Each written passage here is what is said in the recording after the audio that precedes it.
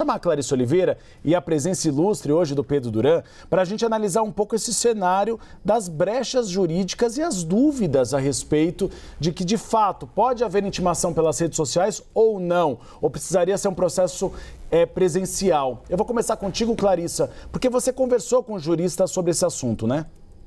Boa tarde para você, Uribe. Boa tarde para o Duran, para o Theo, que estava aqui agora, para todo mundo que está com a gente. Uribe, pelo menos os juristas com os quais eu conversei, entre eles vários favoráveis a Alexandre de Moraes, avaliaram aí para mim que há um buraco muito grande nessa decisão de fazer essa intimação por meio do X. Por quê? Vamos imaginar que fosse um caso na justiça comum. Por exemplo, uma mãe está querendo acionar um pai que mora fora do Brasil para cobrar pagamento de alimentos, tá? Dando um exemplo.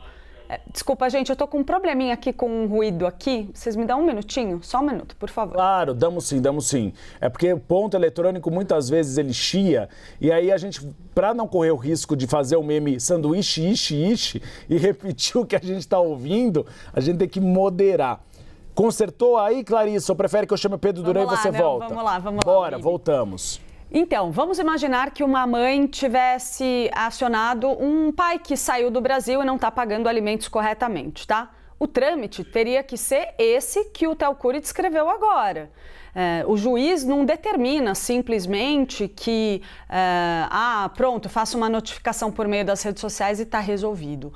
Quando isso acontece, mesmo aqui dentro do Brasil, existe todo um trâmite. Tem casos em que a citação pode acontecer, a intimação pode acontecer por meio das redes sociais, por exemplo, por meio de WhatsApp. Mas antes tem um trâmite longo até chegar lá. Primeiro vai o oficial de justiça, depois do oficial de justiça tenta-se uma notificação por e-mail, depois tenta-se então por meio de WhatsApp e assim por diante, né? O juiz determina isso. Claro, como o Theo falou, a gente viu que neste caso específico, Alexandre de Moraes decidiu cortar caminho. Mas a questão é, isso não pode colocar em risco a validade dessa intimação? Isso não pode ser questionado? Para os advogados com os quais eu conversei, a avaliação é que isso pode sim ser contestado e que esse gesto, segundo um desses advogados, deveria ser entendido como um gesto político. E aí é um grande problema, né, Pedro Duran? Porque se a gente está falando de justiça, Supremo Tribunal Federal, em um procedimento que é bastante polêmico, porque envolve duas figuras que estão no centro das discussões nacionais, Elon Musk e Alexandre de Moraes, quanto mais calçado fosse esse processo, melhor. Então, talvez fosse o momento de o ministro Alexandre de Moraes tentar arrumar alguma forma de conseguir fazer uma intimação presencial. Claro, é difícil. O ex não tem um representante no Brasil. Teria de ser um processo pelo Ministério da Justiça para enviar a intimação para os Estados Unidos ou para a África do Sul, onde estiver Elon Musk, numa tentativa de contatá-lo. Pois é, Uribe, é uma preocupação bastante intensa no meio jurídico. Boa tarde para você, boa tarde para a Tainá, para a Clarissa, para o Theo, para todo mundo que acompanha a gente aqui na CNN. Um prazer conversar com vocês hoje especialmente. É importante que a gente separe algumas coisas. Primeiro, separe a forma da intimação do motivo do processo e da contestação. Essa é a primeira separação que é preciso ser feita. Há de se discutir, debater se essa é a forma mais correta de se fazer uma intimação? Importante. A Clarissa trouxe o olhar do mundo jurídico e, de verdade, a gente vê muitas críticas à maneira que o Alexandre de Moraes resolveu de avisar o Twitter, o X, que eles precisavam informar quem era o representante legal. Foi uma invencionice do ministro. A criatividade no mundo jurídico, ela tem algumas limitações. Você tem que respeitar as regras do jogo. Isso é bastante criticado pelos juristas.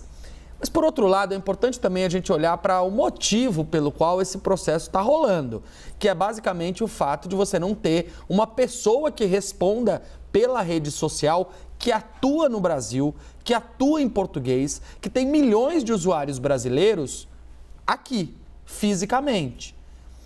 Eu trouxe um precedente aqui para a gente conversar, Uribe, de 2022, do Superior Tribunal de Justiça, em que havia um processo de assédio de um grupo de pessoas contra uma aluna no Facebook.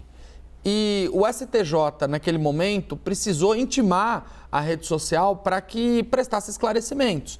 E o Facebook disse que a sede era nos Estados Unidos, então tinha que ter uma cooperação, uma participação internacional, um acordo internacional, e alegou problemas para poder cumprir as decisões. O STJ foi lá e falou assim, não. Marco Civil da Internet, Lei de 2014, empresa de internet e redes sociais no Brasil precisa ter representante aqui. Então, do ponto de vista jurídico, também é bastante consolidado que uma rede social tenha a necessidade de ter um representante legal no Brasil.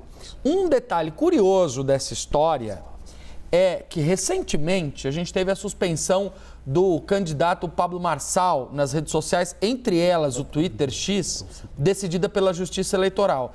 O que a rede social fez? Foi lá e contratou uma das bancas de advogados mais caras e mais renomadas do Brasil, que é o escritório Pinheiro Neto, para poder defendê-la judicialmente.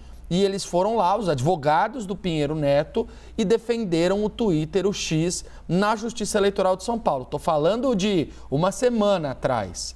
Então, é importante dizer que há meios para que o Twitter possa estabelecer um representante legal aqui e se defender. E há um caminho para que isso seja feito. O que falta é que isso seja comunicado no processo para que aí sim a intimação possa ser mais certeira, de acordo com as normas da lei. Uribe, Tainá.